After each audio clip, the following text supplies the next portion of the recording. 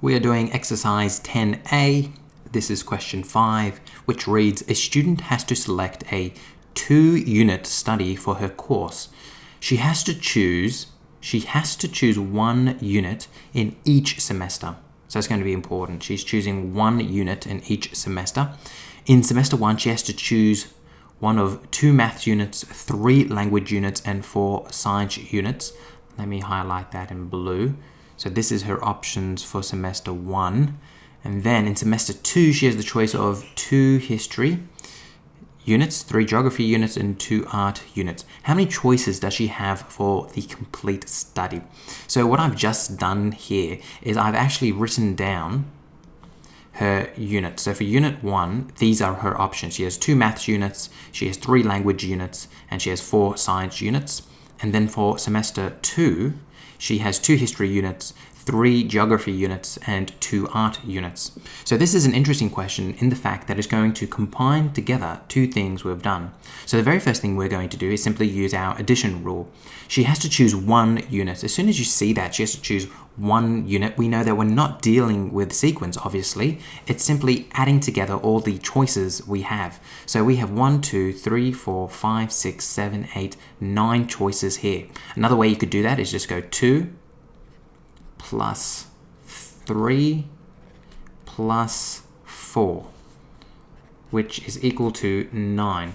Then you're going to do the same for unit 2. She has 1, 2, 3, 4, 5, 6, 7 choices. She has to choose one of them, which means she has 2 plus 3 plus 2. 2 plus 3 plus 2. She has 7 choices.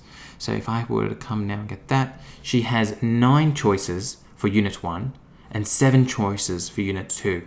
And let's remember that to get these results, we simply used the addition rule. All right, but this is where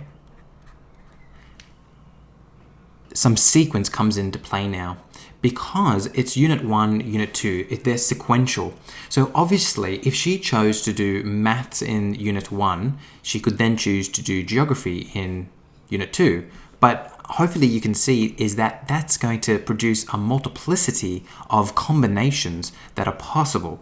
And therefore, to get our final answer, what we're going to have to do is actually multiply 9 and 7. So if you refer back to our multiplication rule, what we know is that we're going to multiply the choices at each step to figure out what the total amount of choices are going to be. So now what I'm going to do is I'm going to grab my pen and I'm going to go 9 times 7 equals 63. She will have 63 choices. So that and that have been taken from over there. And then this will be your final answer, 63. So this used the multiplication rule. Multiplication rule. So in this question, we use both the multiplication rule and the addition rule. So we use the addition rule first because we realized that for each individual unit, sequence was not an issue. It was simply adding together all the choices available. But then when we came to figuring out what the overall 2-unit study would be, there would be a sequence that was going to come into play. And because there was that sequence and we had different numbers for each sequence, we simply times them together to get our result.